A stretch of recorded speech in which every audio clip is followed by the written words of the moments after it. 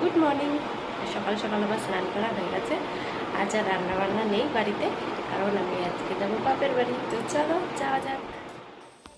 তো এই যে আমি বাড়ি থেকে বেরিয়ে পড়লাম।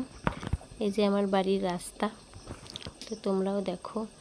আর এটা হচ্ছে আমাদের মাঠ, বল খেলার মাঠ, ক্লাব। এখানে আমাদের দুর্গা পূজা হয়। আকাশটা দেখো কি সুন্দর। শুধু দুর্গা পুজো না, যে কোনো অনুষ্ঠানে আমাদের দুর্গা পূজা বলো, 15ই আগস্ট, সব কিছুই হয়।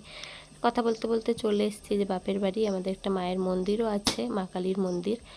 আর আমার বাপের বাড়ির পেছনে কিন্তু একটা মস্ত বড় জঙ্গল আছে, শালবন, চৌপাহাড়ি শালবন। আর এই দেখো আমাদের বাপের বাড়িতে একটা বড় কচু গাছ হয়েছে। আর এসে দেখছি মা রান্না চাপিয়ে দিয়েছে, মাছ ভাজছিল, আর এইদিকে একটা সবজি দিয়ে ঘ্যাট করবে।